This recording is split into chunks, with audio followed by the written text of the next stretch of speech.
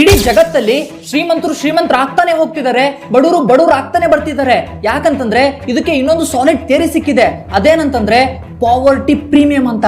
Poverty premium theory ಏನ್ ಹೇಳುತ್ತಂತಂದ್ರೆ, ಈ ಬಡವರು ಪ್ರತಿದಿನ ಜೀವನ ಮಾಡೋದಕ್ಕೆ ಏನೇನು ವಸ್ತುಗಳು ಬೇಕಲ್ವಾ, ಆ ವಸ್ತುಗಳನ್ನ ಪರ್ಚೇಸ್ ಮಾಡೋದಕ್ಕೆ ಆಸ್ ಕಂಪೇರ್ ಟು ರಿಚ್ ಜಾಸ್ತಿ ದುಡ್ಡನ್ನ ಸ್ಪೆಂಡ್ ಮಾಡ್ತಾರೆ. ಇದಕ್ಕೆ ನಾನು ನಿಮಗೆ 3 ಎಕ್ಸಾಂಪಲ್ಸ್ ನ ಹೇಳ್ತೀನಿ. ಈ ವಿಡಿಯೋನ ಕಂಪ್ಲೀಟ್ ಆಗಿ ನೋಡಿ. ಮೊದಲನೇ ಎಕ್ಸಾಂಪಲ್ ಏನಂತಂದ್ರೆ, ನೀವು ಎಲ್ಲರೂ ಕೂಡ ನಮ್ಮ ಹತ್ರ ಸ್ಮಾರ್ಟ್ ಫೋನ್ ಇದ್ದೇ ಇದೆ. ನಾವೇನ್ ಮಾಡ್ತೀವಿ ಅಂತಂದ್ರೆ ಪ್ರತಿ ತಿಂಗಳು ಕೂಡ ರೀಚಾರ್ಜ್ ಮಾಡ್ಕೋತೀವಲ್ವಾ.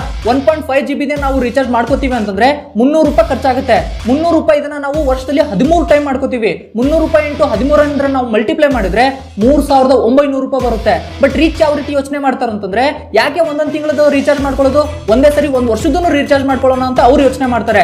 ಅವರು 2.5 GB ರೀಚಾರ್ಜ್ ಮಾಡ್ಕೊಂಡ್ರು ಕೂಡ ಅವ್ರಿಗೆ 3600 ರೂಪಾಯಿ ಅಷ್ಟೇ ಬೀಳುತ್ತೆ.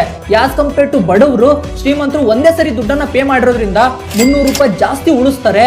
ಅದ್ರ ಜೊತೆಗೆ ಜಾಸ್ತಿ ಬೆನಿಫಿಟ್ ಅನ್ನು ಕೂಡ ತಗೋತಾರೆ. ಇನ್ನು ಎರಡನೇ ಬೆಸ್ಟ್ ಎಕ್ಸಾಂಪಲ್ ಯಾವುದು ಅಂತಂದ್ರೆ, ದುಡ್ಡಿರೋರು ಬ್ಯಾಂಕ್ ಅಲ್ಲಿ ವ್ಯವಹಾರ ಮಾಡ್ತಾರೆ. ಬ್ಯಾಂಕ್ ಅಲ್ಲಿ ಯಾಕೆ ವ್ಯವಹಾರ ಮಾಡ್ತಾರೆ ಅಂತಂದ್ರೆ, ಅವ್ರದ್ದು ಟ್ರ್ಯಾಕ್ ರೆಕಾರ್ಡ್ ಇರುತ್ತೆ. ಅಂದ್ರೆ ಮೊದಲು ಸಾಲ ತಗೊಂಡಿರೋದಾಗಿರ್ಬೋದು, ಮತ್ತೆ ಅದಕ್ಕೆ ವಾಪಸ್ ದುಡ್ಡನ್ನ ಕಟ್ಟಿರೋದಾಗಿರ್ಬೋದು. ಇದರಿಂದ ಅವ್ರದ್ದು ಸಿಬಿಲ್ ಸ್ಕೋರ್ ಕೂಡ ಚೆನ್ನಾಗಿರುತ್ತೆ. ಅವ್ರು ನೆಕ್ಸ್ಟ್ ಟೈಮ್ ಏನಾದ್ರು ಸಾಲ ತಗೋಬೇಕಂತಂದ್ರೆ ಈ ಬ್ಯಾಂಕ್ ಹತ್ರ ಅವ್ರಿಗೆ 11ರಿಂದ 12% ಅಥವಾ 13% ರಲ್ಲಿ ಈಸಿಯಾಗಿ ಸಾಲ ಸಿಕ್ಬಿಡುತ್ತೆ. ಬಟ್ ತುಂಬಾ ಜನ ನಮ್ಮ ದೇಶದಲ್ಲಿ ಇರೋರು ಯಾರು ಹೇಳಿ, ಬಡವರು. ಅವ್ರ ಹತ್ರ ಬ್ಯಾಂಕ್ ಅಕೌಂಟೇ ಇಲ್ಲ. ಬ್ಯಾಂಕ್ ಅಕೌಂಟ್ ಇದ್ರೂ ಕೂಡ ಅವ್ರದ್ದು ಸಿಬಿಲ್ ಸ್ಕೋರ್ ಸರಿಯಾಗಿರಲ್ಲ. ಅವ್ರೇನಾದ್ರು ಬ್ಯಾಂಕ್ ಅಲ್ಲಿ ಹೋಗಿ ಸಾಲ ಕೇಳಿದ್ರೆ ಅವ್ರಿಗೆ ಸಾಲ ಕೂಡ ಕೊಡಲ್ಲ. ಅದಕ್ಕೆ ಬಡವರು ಏನ್ ಮಾಡ್ತಾರೆ ಅಂತಂದ್ರೆ, ಲೋಕಲ್ ಅಲ್ಲೇನೆ 3% ಬಡ್ಡಿಗೆ 4% ಬಡ್ಡಿಗೆ ಸಾಲ ತಗೋತಾರೆ. ಇದರಿಂದ ರಿಚ್ ಏನಾದ್ರು 1 ಲಕ್ಷ ಸಾಲ ತಗೊಂಡ್ರೆ ಕೇವಲ 15,000 ಬಡ್ಡಿ ಕಟ್ಟಿದ್ರೆ, ಈ ಬಡವರು ಏನ್ ಮಾಡ್ತಾರೆ ಅಂತಂದ್ರೆ 25% 30% ಬಡ್ಡಿ ಕಟ್ಟಬೇಕಾಗುತ್ತೆ ಇದೇ 1 ಲಕ್ಷಕ್ಕೆ. ಅಂದ್ರೆ ಆಸ್ ಕಂಪೇರ್ ಟು ಶ್ರೀಮಂತರು, ಬಡವರು ಜಾಸ್ತಿ ದುಡ್ಡನ್ನ ಕಟ್ಟಬೇಕಾಗುತ್ತೆ.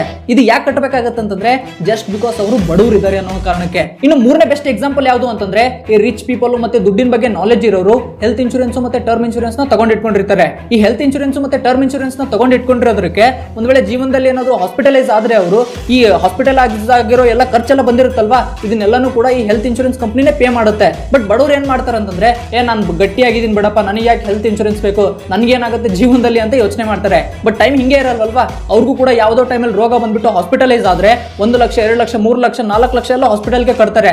ಆ ಟೈಮಲ್ಲಿ ಯಾರಾದ್ರೂ ಇವ್ರಿಗೆ ಹೇಳಕ್ ಹೋದ್ರೆ ಏನಂತಂದ್ರೆ, ನೀನ್ ಹೆಲ್ತ್ ಇನ್ಶೂರೆನ್ಸ್ ತಗೊಂಡ್ರೆ ಆರಾಮಾಗಿ ನೀನು ದುಡ್ಡನ್ನ ಕೈಲಿಂದ ಪೇ ಮಾಡೋ ಅವಶ್ಯಕತೆ ಇರಲಿಲ್ಲ ಅಂತ ಯಾರಾದ್ರೂ ಹೇಳಿದ್ರೆ, ಅವಾಗ ಏನ್ ಹೇಳ್ತಾರೆ ಅಂತಂದ್ರೆ, ಯಪ್ಪ ಈ ತರ ಎಲ್ಲ ಕಷ್ಟಗಳು ನಮ್ಗೆ ಕೊಡ್ತಾನೆ ದೇವರು ಅಂತ ಹೇಳ್ತಾರೆ. ಇದು ದೇವ್ರು ಕೊಡ್ತಿರೋ ಕಷ್ಟ ಅಲ್ಲ, ಇದು ನೀವು ಮಾಡಿರೋ ತಪ್ಪು ಅಂತ ಅದು ಯಾರಿಗೂ ಕೂಡ ಗೊತ್ತೇ ಇರಲ್ಲ. ಇದರಿಂದನೇ ಅವರು ಕಷ್ಟಪಟ್ಟು ದುಡ್ದಿರೋ ಎಲ್ಲ ಹಣನೂ ಕೂಡ ಈ ಹಾಸ್ಪಿಟಲ್ಗೆ ಸ್ಪೆಂಡ್ ಮಾಡಬೇಕಾಗುತ್ತೆ. ಬಟ್ ರಿಚ್ ಹಾಸ್ಪಿಟಲೈಸ್ ಆಗಿರೋ ಖರ್ಚನ್ನ ಈ ಕಂಪನಿಗಳಿಂದ ಪೇ ಮಾಡಿಸ್ತಾನೆ.